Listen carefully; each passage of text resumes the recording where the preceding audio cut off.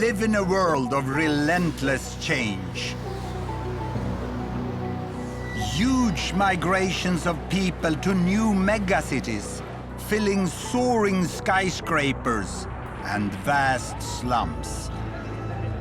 Ravenous appetites for fuel and food, unpredictable climate change. And all this in a world where the population is still growing. Should we be worried? Should we be scared? How to make sense of it all?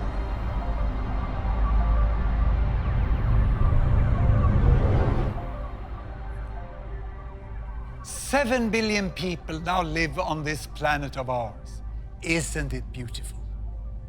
But when some people think about the world and its future, they panic. Others prefer not to think about it at all.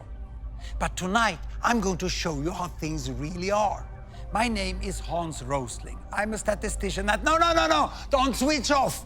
Because with the latest data from all countries, I'm going to show you the world in a new way. I'm going to tell you how world population is changing and what today's data tell us about how the future of the world will be. We undeniably face huge challenges. But the good news is that the future may not be quite as gloomy and that mankind already is doing better than many of you think.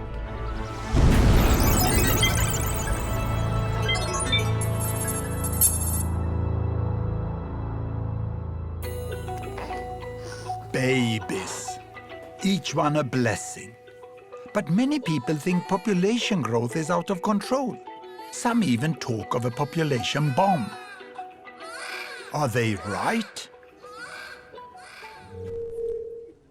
So where are we with population today, and how did we get here? I'm going to tell you a story about everyone who ever lived. Well, at least during the last some 1,000 years. Here we go. I give you 2 axes.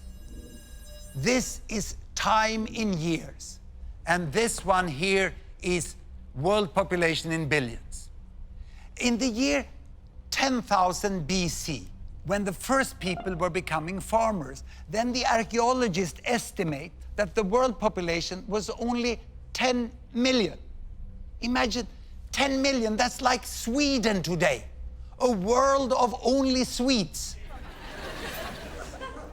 But then, as the millennia passed by, more farmers, food and people, and great empires could emerge. Egypt, China, India, and finally Europe. And population continued to grow, but very slowly. And I stop here at the year 1800, because 1800, that's when world population became 1 billion. Imagine all that time, the population growth was just with a tiny fraction of a percent through thousands of years.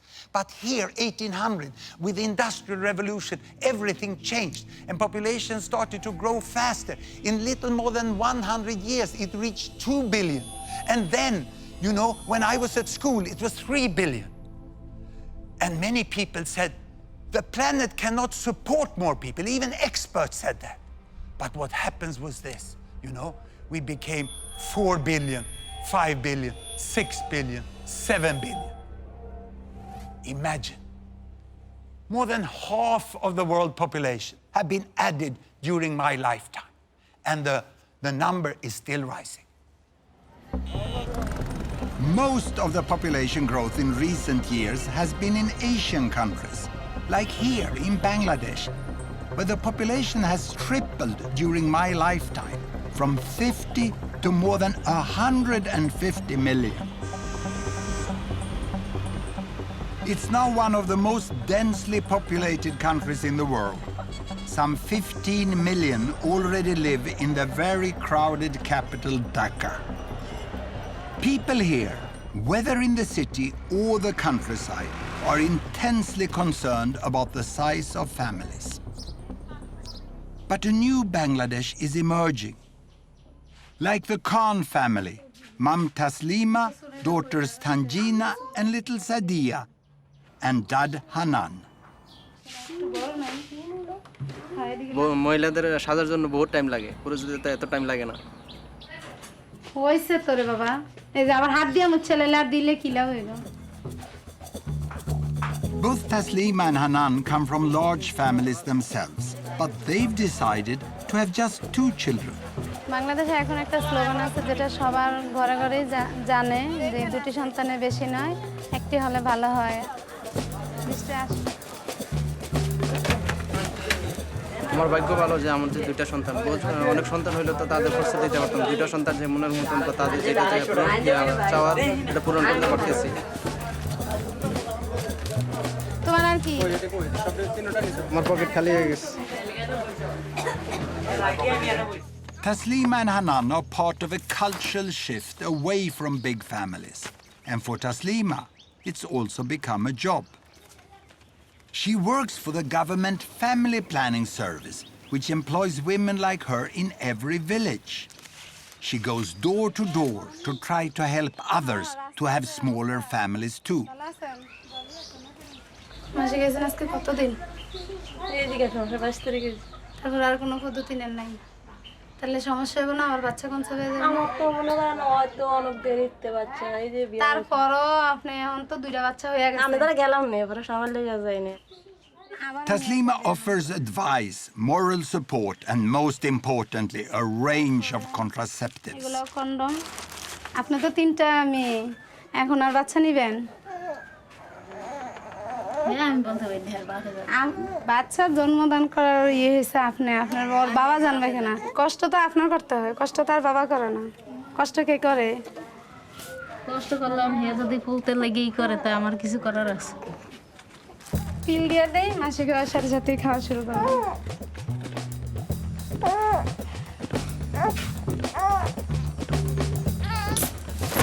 যে অনেক যারা একটু কম শিক্ষিত এরা বুঝতে চায় না, বুঝাতে হয়, অনেক সময় লাগে এই আর কি। So how successful has Taslima and Bangladesh been in reducing fertility rate? That is, number of babies born per woman. In Sweden, we set up Gapminder Foundation to make the world's data available in a way that everyone can understand.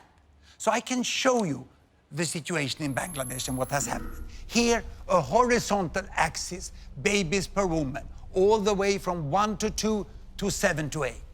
And here, a vertical axis, that is lifespan, life expectancy, how many years a newborn can expect to live, from 30 all the way up to 90.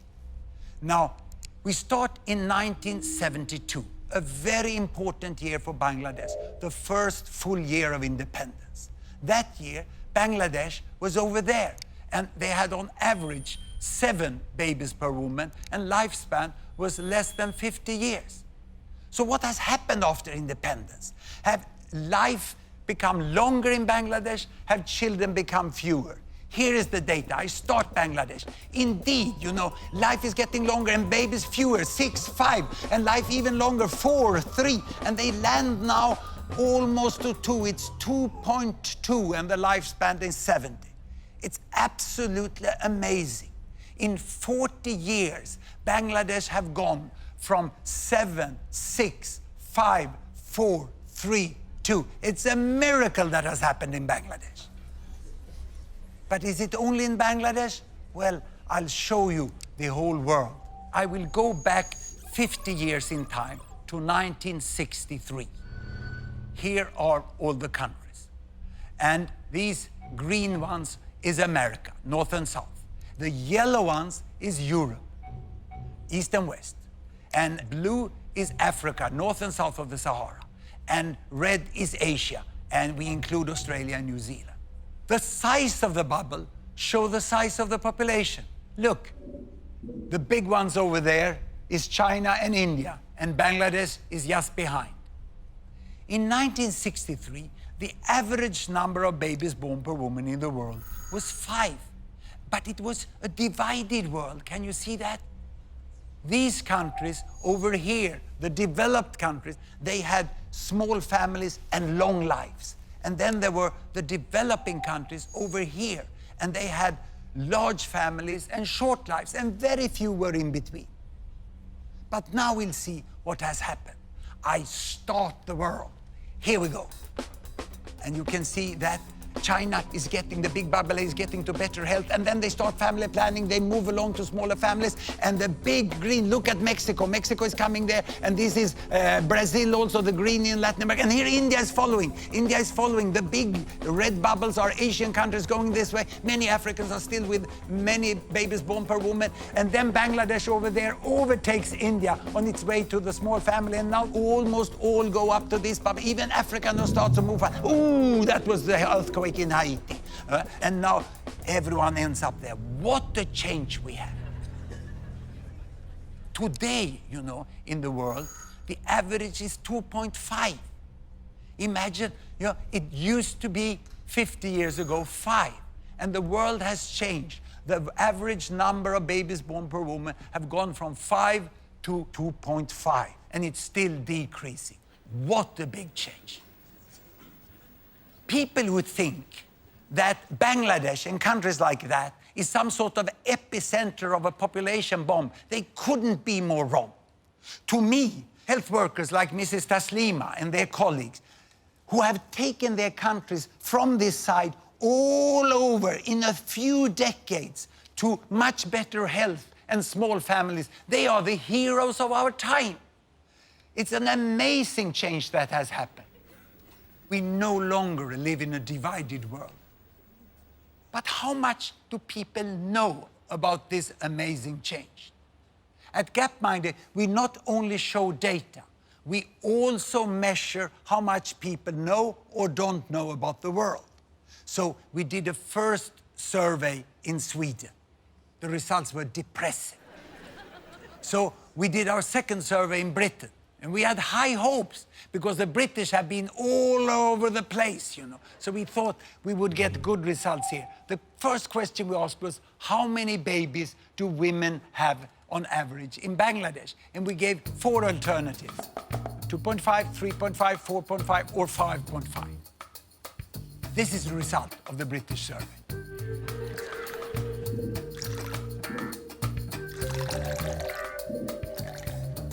But you know the right answer. It's 2.5.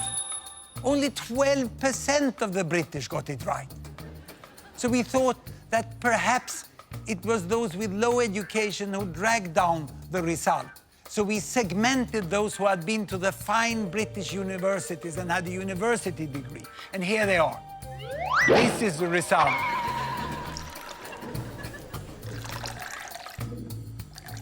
If anything, worse. So now you may conclude that the British lack knowledge about the world. What if I would have asked this chap and his friends? I would have written the different answers on bananas and let them pick one banana each, you know.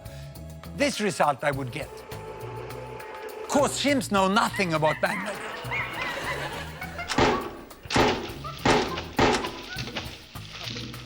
But by pure random, they will pick twice as many correct answers as the British. And of the British, you know, more than half of the British people think it's 4.5 or more. The problem here is not lack of knowledge, it's preconceived ideas. The British cannot even imagine, cannot even guess that women in Bangladesh have 2.5, and you know it's really 2.2 already. This is what the Brits don't know, that Taslima and her family are the norm in Bangladesh today, the most common family size. And it's not only there, it's all over the world. In Brazil, 2-child families. Vietnam, 2-child families. And even in India, the most common family size is 2 children today. And also, if you go to the African continent, you go to the big cities here, Addis Ababa, you have less than 2 children per woman today in Addis Ababa. There can be Muslim, Buddhist, Hindu, Christian. There's not one religion, not one culture, not one continent where 2-child families cannot happen. This change from big families down to 2-child families is one of the most important things that have happened in the world during my lifetime. It's unprecedented in human history.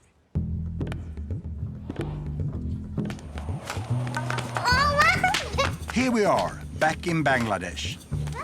Let's find the reasons behind this historic and continuing shift from large to small families. Almost all girls in Muslim Bangladesh, like 15-year-old Tanjina, go to school today. The government now even pays families money to keep their daughters on at secondary level. At Tanjina school, boys are now outnumbered by girls. এটা কি পরিবার? এদের খাদ্যের অভাব হবে? আর এদের You could hardly miss the point of this lesson. অভাব পড়বে? এটা কি পরিবার? এদের কি সমস্যা হবে?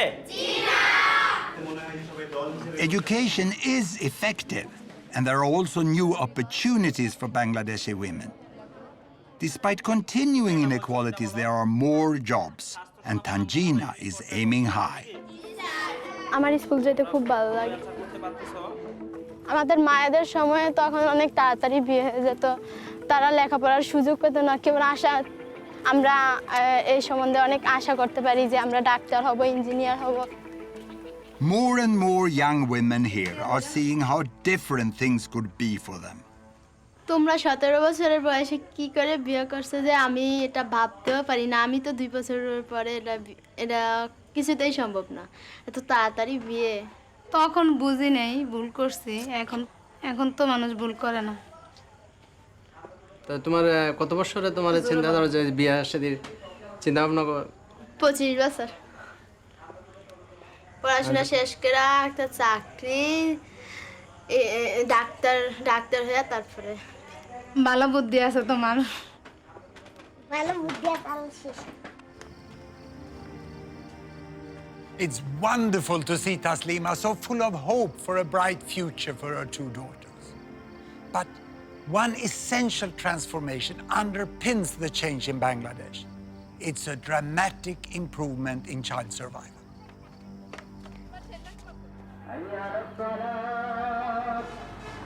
It's Ramadan, the Muslim month of fasting and reflection.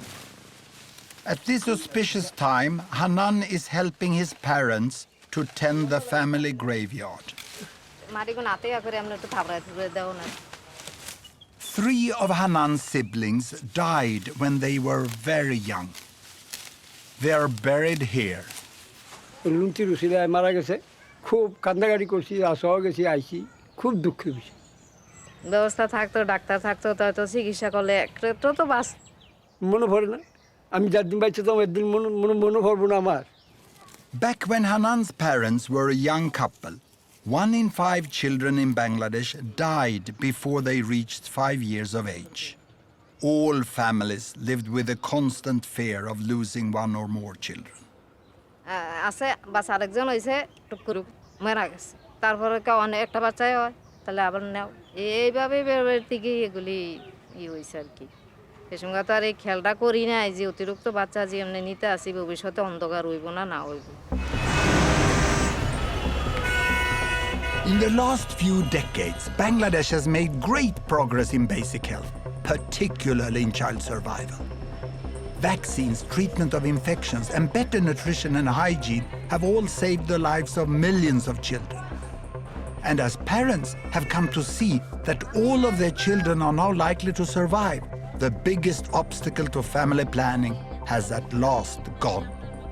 Even in the slums of Dhaka, women now have on average just 2 children.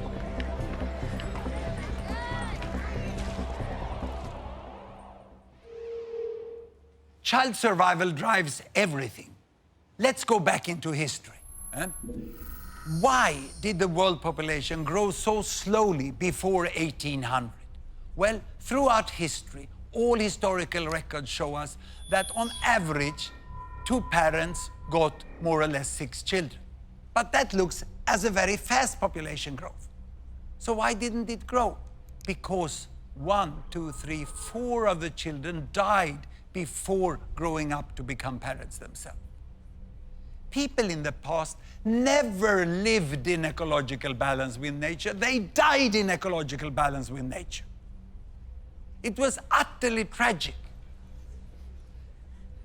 But with the Industrial Revolution, this changed. Better wages, more food, tapped water, better sanitation, soap, medical advances. You know, so why did then, from all these advances, why did population grow? Was it because they got more children? No.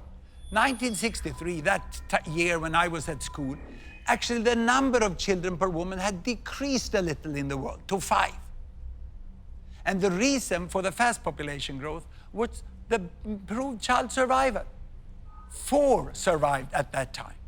But still, 1 out of 5 died. That was still terrible. So it's only in the recent decades that most of the countries have taken big leap forwards in child survival and in family planning, so that we are now approaching the new balance. And it's a nice balance. 2 parents on average get 2 children that survive. We have families in a very happy balance. This is the most normal family situation in the world today. And what does this mean for the future here? I will show you the projection, the best projection into the future from the finest demographers we have at the Population Division of the United Nations. And it looks like this. It's going to continue first up to 8, and then it goes up to 9, and then it goes here. But see, it's slowing down. By the end of the century, it's becoming more flat there. And if I do a close-up on this, you can see that we are expecting a slowing down and the end of fast population growth. But of course, this is a projection that has a certain degree of uncertainty. But we are sure that we are at the end of fast population growth within this century. It's all due to a remarkable effect of the falling fertility rate. Look here, if we go back into this. I'll show this by showing you the number of children in the world. The number of children from 0 to 15 years of age. Here they come. Look, the number of children there increased slowly, and then also it increased rapidly. So by the turn of the century here, there were 2 billion children in the world. And to me, that was an important year because that was when Doris was born. That's my first grandchild. And she was born at a very special time for children in the world, you know, because the specialists, the demographers, estimate that from this year, the number of children in the world will continue like this. It will not increase any longer. By the end of the century, we will still have 2 billion children in the world. When Doris was born is when the world entered into the age of peak child. The number of children are not increasing. Now, this will confuse you, because how can then the total population grow like this if the children doesn't increase? Where will all these adults come from? And to explain that, I have to leave this fancy digital stuff and show you real powerful educational material we have developed. And it's here. I will show you the world population, ladies and gentlemen, in the form of foam blocks. 1 block is 1 billion. 1 block is 1 billion. And that means that we have 2 billion children in the world. Then we have 2 billion between 15 and 30 years of age. These are rounded numbers. We have 1 billion 30 to 45. We have 1 billion 45 to 60. And then we have my block, 60 years and older. We are here on top. This is the world population today. And you can see that there are 3 billions missing, like here. Only few of them are missing because they have died. Most of them are missing because they were never born. Because back then, you know, before 1980, there were much fewer children born in the world because there were fewer women giving birth to children. So this is what we have today. Now, what will happen in the future? Do you know what happens to old people like me? They die. Yes. There was someone here who works in hospitals. Yeah? So they die. The rest, they grow 15 years older and have 2 billion children. These ones are now old, time to die. And then these ones grow 15 years older and they have 2 billion children. This one die and the rest grow 15 years older and have 2 billion children. And without increasing the number of children, without increasing the length of life, we have 3 billion people more by this big inevitable fill-up of adults, which will happen just when the large young generations grow up. Now, there's one more detail, which is good news for the older ones here, like me, that it's estimated that the old people will live a little longer. So we have to add 1 billion more for the old here on the top. And I'm desperately hoping that I will be part of that group, because then I can live long and read the annual statistic as they come reporting every year. But when I talk to many fine environmental activists, which are really have a good concern about the environment, they very often tell me, we have to stop population growth at 8 billion. But when I then talk with them, first they don't know that we have reached peak child. And then they are completely unaware that most of the remaining population growth is an inevitable fill-up of adults. So we will end up with more or less this amount of people. So we know how many billions there will be, but what about where they live, now and in the future? There you have the world, and here are the 7 billion.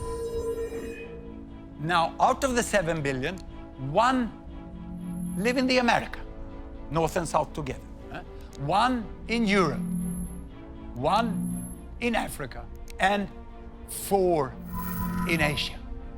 So this is now. But how to remember this? I have a very simple way of remembering this. I put up the numbers like this, and then I say, this is the PIN code of the world, 1114. Now, what will happen up to mid-century? That we know fairly well. Europe, no increase. In fact, the European population is decreasing. In America, a little more people, mainly retired people in Latin America, so it makes no difference. It's more or less the same.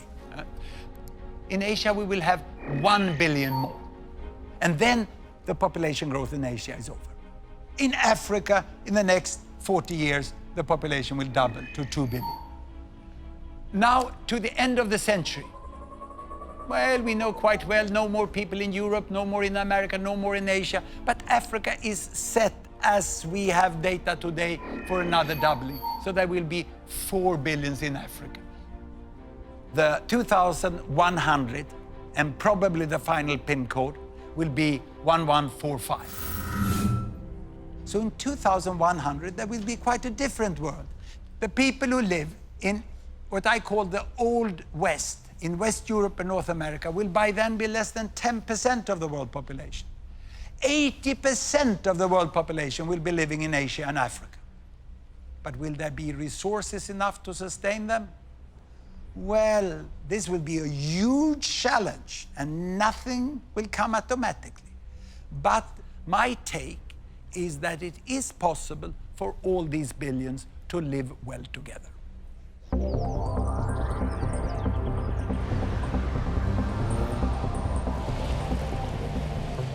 Certainly, it's easy to see the potential for a prosperous and peaceful Asia with 5 billion people. Japan, South Korea, and others are already rich. Following them on the road to wealth are larger and larger parts of China, India, Indonesia, and many other Asian countries. Even in poorer Asian countries, more and more are getting a decent life. But what about a future Africa of as much as 4 billion? Won't most of them be living in terrible poverty? I have seen extreme poverty in Africa. 30 years ago, I spent the 2 most intense years of my life working as medical doctor in one of the poorest countries, Mozambique, on the east coast of Africa. Mozambique had just become independent after a long war against the colonial power Portugal. And my job was to be one of 2 doctors, we were both foreigners, for 300,000 people. And this was the hospital. My wife was also there working as a midwife. This is the entire staff of the hospital. Those with white coats had the chance during the colonial period to get the professional training of at least 1 year. The others, many of them, couldn't even read and write. But they all worked with such dedication and motivation. But the patients came with the worst diseases of extreme poverty, and our resources were often not enough. And especially my skills as a young doctor did not meet the need of the patients. Mozambique is still today a very poor country, but things have improved immensely since I was there 30 years ago.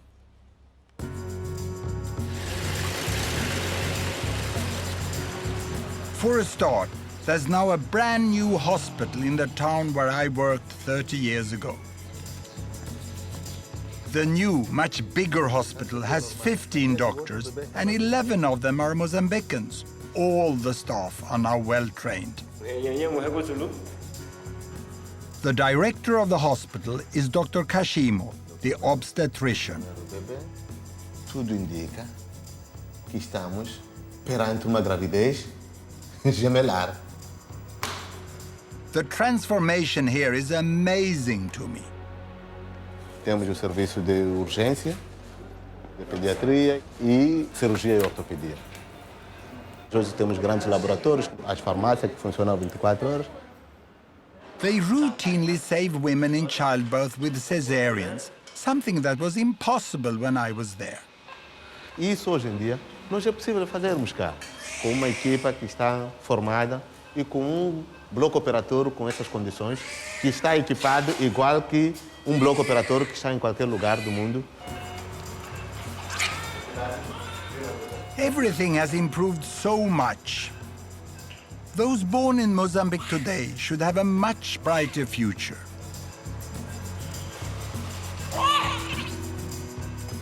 Not just because of better health, but a booming economy too, with busy ports and markets, and new industries with lots of new jobs. I know you might be thinking that this good news is just about cities and towns. And it's true. The worst challenge is in the rural areas where most people live. But things are changing here too. Deep in rural northern Mozambique lies the district of Mogovolas. This is home for Olivia, Andre, and their young family. Like so many other poor people in the world, Olivia and Andre are farmers, reliant on what they grow for what they eat.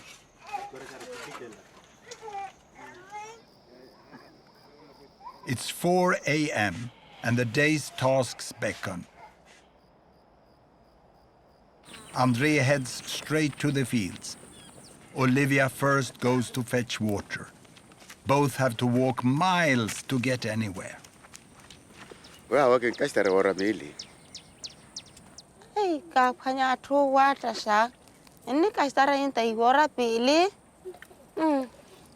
Inta kimpia pa hikivoliga kilamwe. With no other means of transport, everything has to be carried.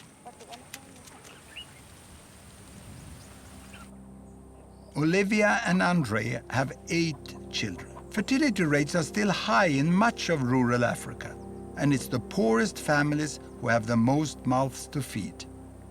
Anything this family can spare, they'll sell. Mi kirero o sofereri masikino lima pe kino lima pe wakule purututu masivali wakule purututu ne nkimpanyere tu parawera permenu sikiwe he opanya mzuruku wawera kitihe kaba na akalaba. Yet economic growth is slowly trickling into the countryside. Empagela kitenka kichapele nonela ki kivandri yakataru. Now Andre has set his sights on one thing he believes will change everything. Pankerero vela vela.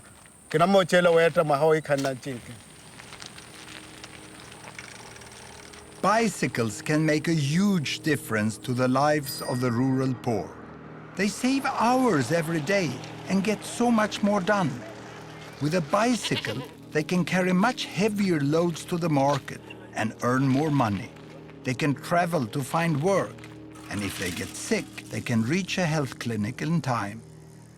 Opora kitume chinka kino telia pen kino kala normal telia porque e chinka etoke hikale chinka etok owe tuyo etoke yo kelonke.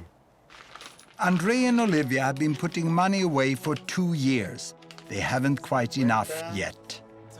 Everything now depends on the sesame seeds, which they are just harvesting.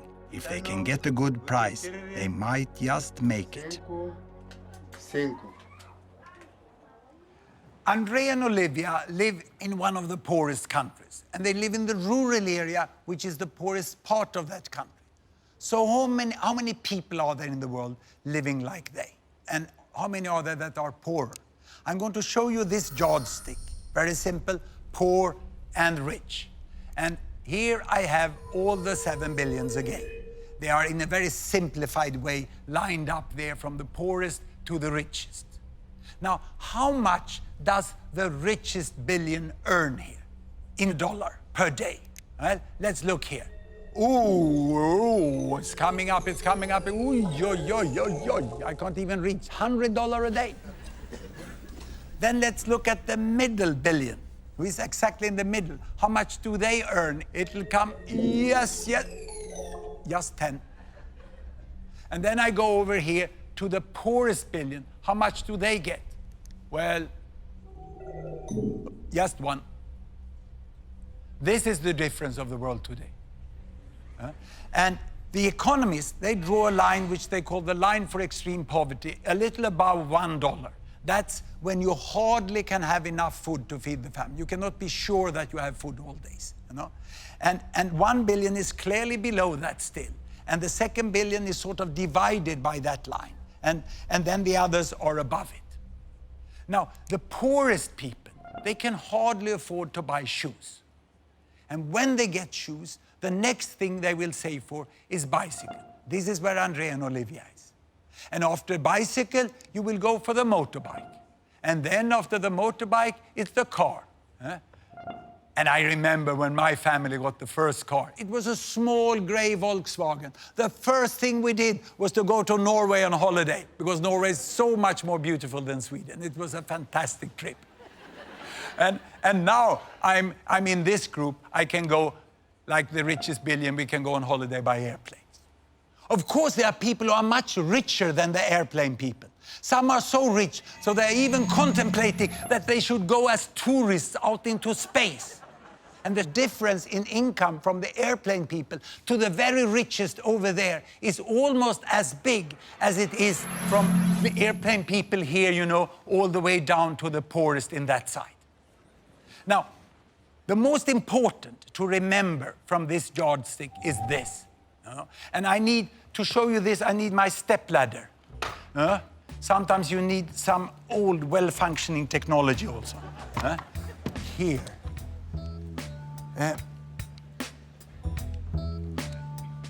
I can only reach up. Here they are. Now I'm at the top. The problem for us living on $100 a day is that when we look down on those who have $10 or $1, they look equally poor. We can't see the difference. It looks as if everyone is living on the same amount of money. And they say, oh, they are all poor. No, I can assure you, because I've met and talked with people who live down here, and I can assure you that the people down here, they know very well how much better life would be if they would move from $1 to $10, 10 times as much income. This is a huge difference, you know. And to understand this, this is what Olivia and Andre is trying to do now. Each little step they take along this line here, you know, from the shoes towards the bicycle, small as it may seem from far distance, make a huge difference in their life. And if Andre and Olivia would get that bicycle, it would speed them along to better life and better wealth up in this end. Today, Andre and Olivia are preparing to sell the sesame crop they've been growing for many months. Pero eso acalaya, ya acala 25. mas então va, o cala pouco normale, only toma 40, 45. But Andrea and Olivia will have to be careful if they are to get paid the proper price. No kala no shuti hi atwale, to kwale venda ya ro kunyale we. Vale balance za vale water wa no ro vale tsoli kana. Aha na thuka ka shininya le vantsuwela ya vo. Akora pizari 10 kilo. Vale nro kuma balance vale hiyo ni pizza ndri. Balance hu. Enro kuma vale 30 awoito. Andrea is going to do the selling. And for the last time, he hopes, he has to get help to transport the crop to market. Andrea now needs to keep his wits about him. Hey, amigo, The deal is done, and Andrea's happy with the price he's got.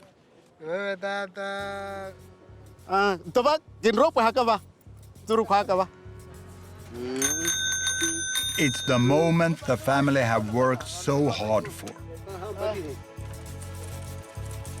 Hola. Yaroa. Hola. Yaroa.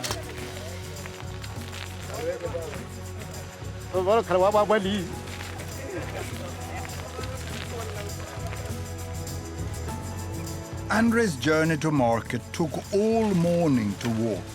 Now, in less than an hour, he can ride home.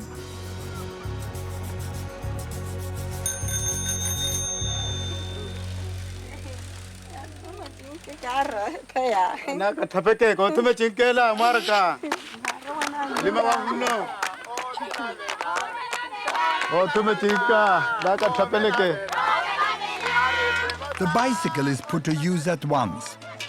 The children fetch water with it.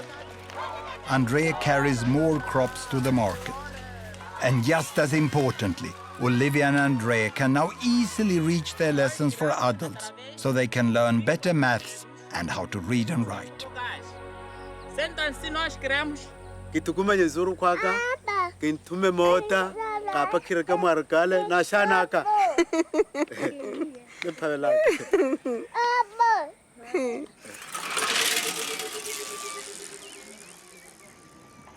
It's so great to see Olivia and Andrea pedaling their way out of extreme poverty. And they use the bicycle to go to literacy classes. Education is so important for the progress of people and nations. But how many know what has really happened with education in the world? Time for the Great British Ignorance Survey again. Here we go. We asked what percent of adults in the world today are literate, can read and write. Can I ask the audience? How many guess 20%? Hands up. 40%? 60%?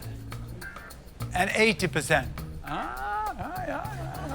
This is the result of the British sample.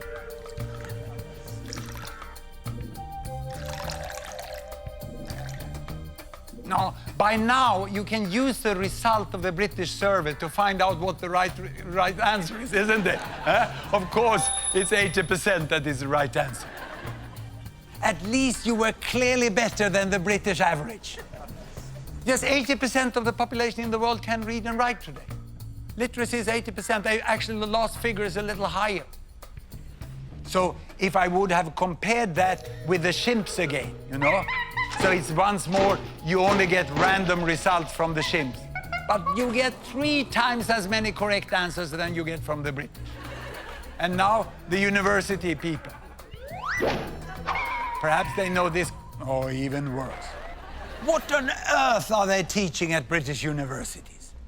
The common view about the world is outdated with several decades. The media have missed to communicate it. But perhaps this is because the world is changing so fast. Ladies and gentlemen, I'm going to give you my all-time favorite graph. I'm going to show you the history of 200 countries during 200 years in less than 1 minute. I have an axis for income. I have an axis for lifespan. I start in 1800 And there are all the countries. And back in 1800, everyone was down in the poor and sick corner. Can you see? Low lifespan, little money. And here comes the effect of the Industrial Revolution. Of course, the countries in West Europe, they are coming to better wealth, but they are not getting much healthier in the beginning. And those under colonial domination doesn't benefit anything in there. They remain there in the sick and poor corner. And now health is improving, health is slowly improving here. It's getting up here, and we are coming into the new century and the terrible First World War, and then the economic recession after that, and then the Second World War.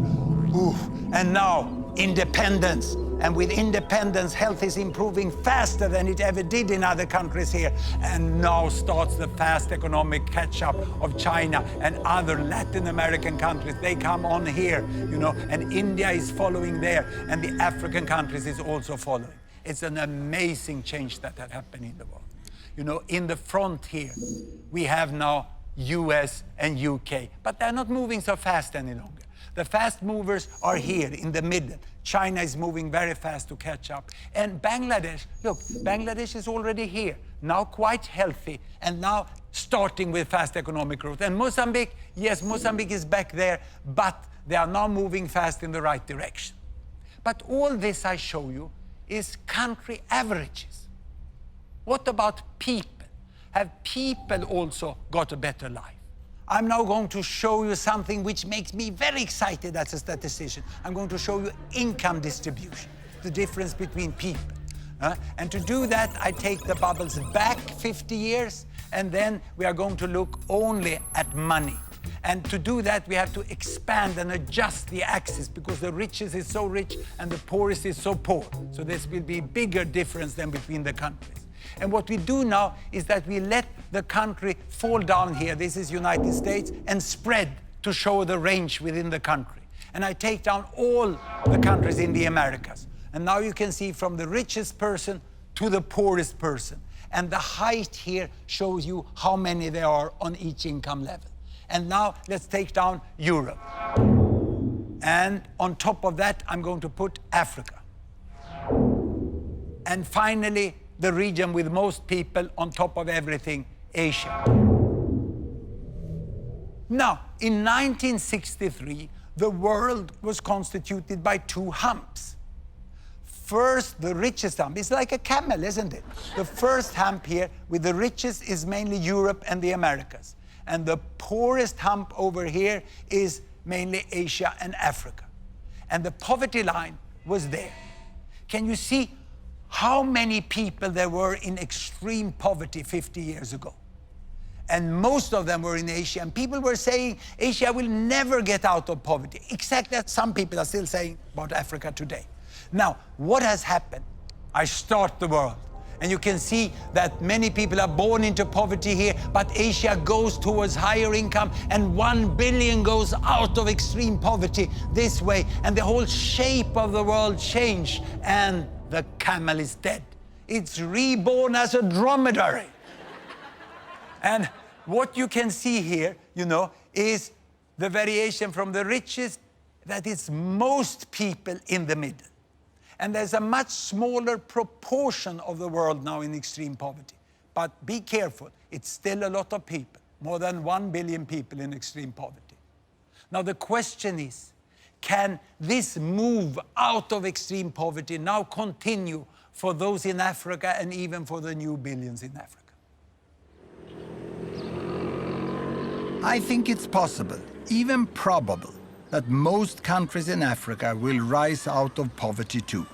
It will need wise action and huge investment, but it can happen. The many countries of Africa are not all advancing at the same pace. A few are moving very fast, others are stuck in conflict. But most, like Mozambique, are now making steady progress. And what about feeding all the new African people in the future? Yes, there are shortages today, but there is also much potential here. Agricultural yields in Africa are just a fraction of what they could be with better technology. And Africa's rivers are barely tapped for irrigation. One day, Africa could hum with combine harvesters and tractors and grow food for many more billions. And please, don't imagine it's just me who thinks Africa can make it. The United Nations is about to set itself a new official goal, eliminating extreme poverty within 20 years. Everyone understands it's a huge challenge, but I seriously believe it's possible. Imagine if that would happen. Now, what we have seen so far is that the rich end, it moves. And the middle, it moves. But this poorest end is stuck.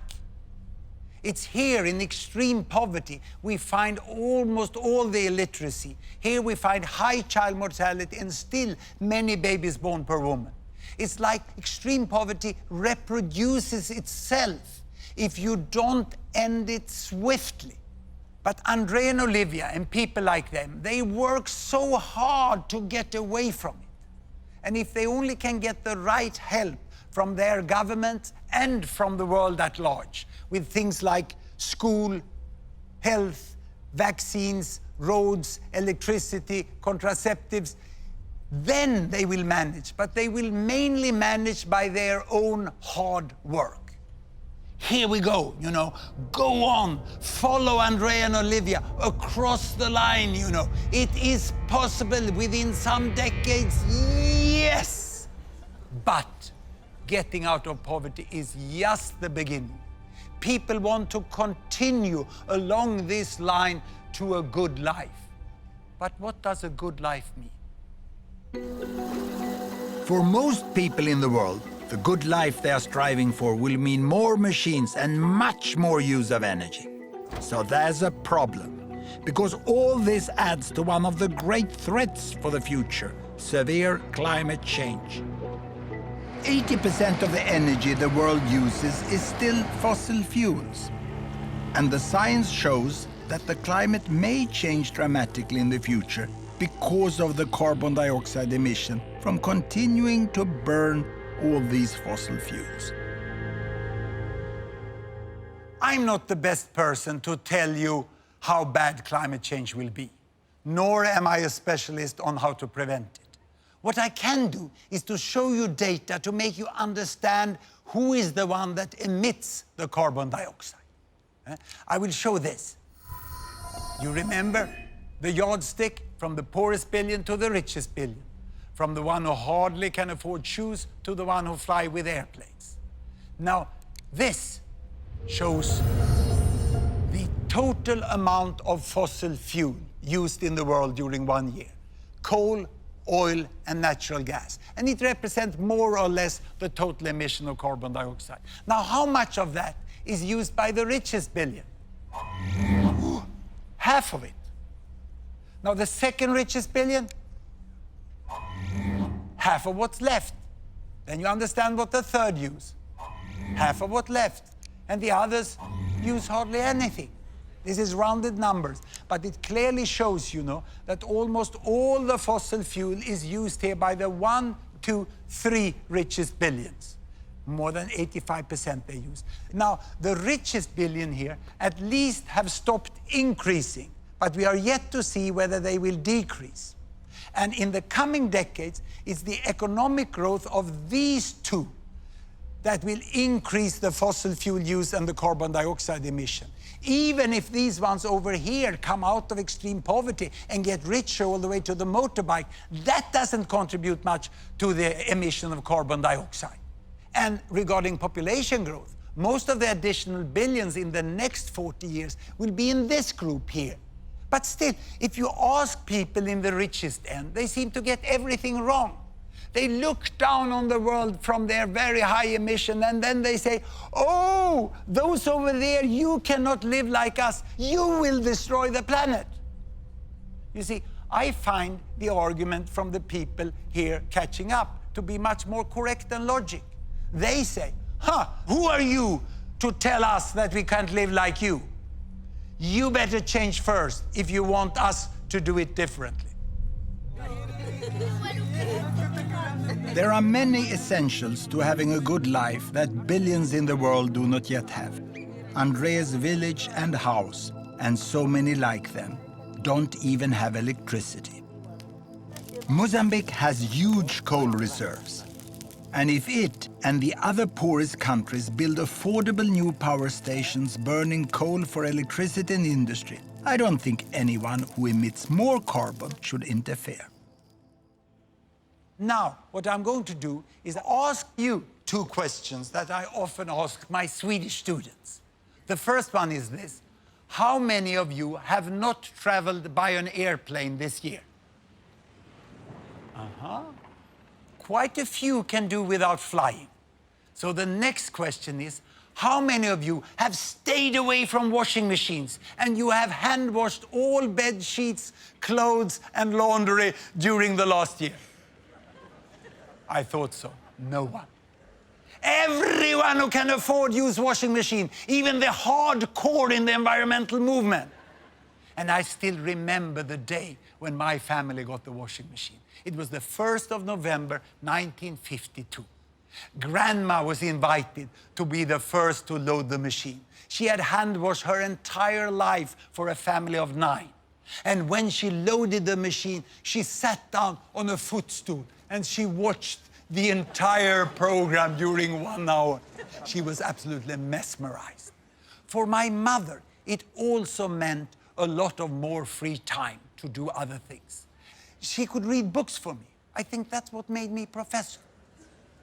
No wonder we said, thank you, steel mill, thank you, washing powder factory, thank you, electrical power station. Now, when thinking about where all this leaves us, I have just one little humble advice to you. Beside everything else, look at the data. Look at the facts about the world, and you will see where we are today and how we can move forwards with all these billions on our wonderful planet. The challenge of extreme poverty have been greatly reduced, and it's for the first time in history within our power to end it for good. The challenge of population growth is in fact already being solved. The number of children have stopped growing. And for the challenge of climate change, we can still avoid the worst. But that requires that the richest, as soon as possible, find a way to set their use of resources and energy at a level that step by step can be shared by 10 billions or 11 billions by the end of this century. I've never called myself an optimist, but I do say I'm a possibilist. And I also say the world is much better than many of you think. Thank you very much.